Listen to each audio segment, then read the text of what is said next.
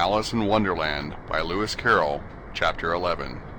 The King and Queen of Hearts were seated on their throne when they arrived, with a great crowd assembled about them, all sorts of little birds and beasts, as well as a whole pack of cards. The knave was standing before them in chains, with a soldier on each side to guard him, and near the king was the white rabbit, with a trumpet in one hand and a scroll of parchment in the other. In the very middle of the court was a table, with a large dish of tarts upon it. They looked so good that it made Alice quite hungry to look at them. "I wish they'd get the trial done," she thought, "and hand round the refreshments." But there seemed to be no chance of this, so she began looking at everything about her to pass away the time. Alice had never been in a court of justice before, but she had read about them in books, and she was quite pleased to find that she knew the name of nearly everything there. "That's the judge," she said to herself, "because of his great wig." The judge, by the way, was the king, and as he wore his crown over the wig, he did not look at all comfortable, and it was certainly not becoming. "And that's the jury box," thought Alice. "And those 12 creatures," she was obliged to say creatures, you see, because some of them were animals and some were birds. "I suppose they are the jurors." She said this last word 2 or 3 times over to herself, being rather proud of it, for she thought, and rightly too, that very few little girls of her age knew the meaning of it at all. However, jurymen would have done just as well. The 12 jurors were all writing very busily on slates. "What are they doing?" Alice whispered to the Griffin. "They can't have anything to put down yet, before the trial's begun." "They're putting down their names," the Griffin whispered in reply, "for fear that they should forget them before the end of the trial." "Stupid things!" Alice began in a loud, indignant voice, but she stopped hastily, for the white rabbit cried out, "Silence in the court!" and the king put on his spectacles and looked anxiously round to make out who was talking. Alice could see, as well as if she were looking over their shoulders, that all the jurors were writing down "stupid things" on their slates, and she could even make out that one of them didn't know how to spell stupid, and that he had to ask his neighbor to tell him. "A nice muddle their slates'll be in before the trial's over," thought Alice. One of the jurors had a pencil that squeaked. This, of course, Alice could not stand, and she went round the court and got behind him, and very soon found an opportunity of taking it away.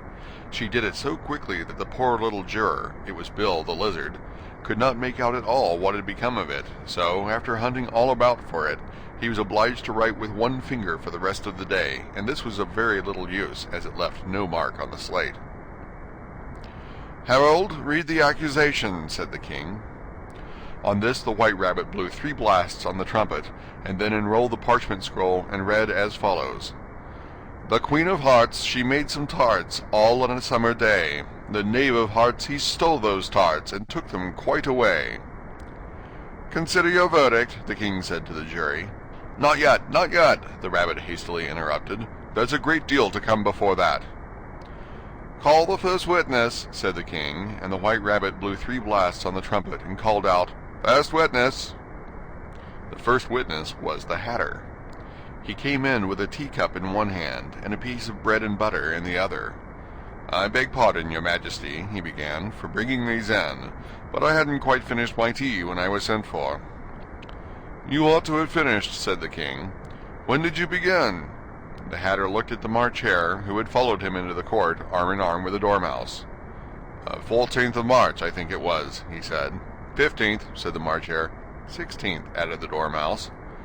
"Write that down," the king said to the jury, and the jury eagerly wrote down all 3 dates on their slates, and then added them up and reduced the answer to shillings and pence. "Take off your hat," the king said to the Hatter. "It isn't mine," said the Hatter. "Stolen!" the king exclaimed, turning to the jury, who instantly made a memorandum of the fact. "I keep them to sell," the Hatter added as an explanation. "I've none of my own. I'm a hatter." Here the queen put on her spectacles and began staring at the Hatter, who turned pale and fidgeted. "Give your evidence," said the king, "and don't be nervous, or I'll have you executed on the spot." This did not seem to encourage the witness at all. He kept shifting from one foot to the other, looking uneasily at the queen, and in his confusion he bit a large piece out of his teacup instead of the bread and butter. Just at this moment Alice felt a very curious sensation, which puzzled her a good deal until she made out what it was. She was beginning to grow larger again, and she thought at first she would get up and leave the court, but on second thoughts she decided to remain where she was as long as there was room for her. "I wish you wouldn't squeeze so," said the Dormouse, who was sitting next to her. "I can hardly breathe." "I can't help it," said Alice very meekly. "I'm growing." "You've no right to grow here," said the Dormouse. "Don't talk nonsense," said Alice more boldly. "You know you're growing too." "Yes, but I grow at a reasonable pace," said the Dormouse, "not in that ridiculous fashion." And he got up very sulkily and crossed over to the other side of the court. All this time the Queen had never left off staring at the Hatter, and just as the Dormouse crossed the court, she said to one of the officers of the court, "Bring me the list of the singers in the last concert," on which the wretched Hatter trembled so that he shook both his shoes off. "Give your evidence," the King repeated angrily, "or I'll have you executed, whether you're nervous or not." "I'm a poor man, your Majesty," the Hatter began in a trembling voice, "and I hadn't begun my tea. Not above a week or so. And what with the bread and butter getting so thin, and the twinkling of the tea—" "The twinkling of the what?" said the King. "It begun with the tea," the Hatter replied. "Of course twinkling begins with the tea," said the King sharply. "Do you take me for a dunce? Go on." "I'm a poor man," the Hatter went on, "and most things twinkled after that, only the March Hare said—" "I didn't," the March Hare interrupted in a great hurry. "You did," said the Hatter. "I deny it," said the March Hare. "He denies it," said the King. "Leave out that part." "Well, at any rate, the Dormouse said," the Hatter went on, looking anxiously round to see if he would deny it too, but the Dormouse denied nothing, being fast asleep. "After that," continued the Hatter, "I cut some more bread and butter." "But what did the Dormouse say?" one of the jury asked. "That I can't remember," said the Hatter. "You must remember," remarked the King, "or I'll have you executed."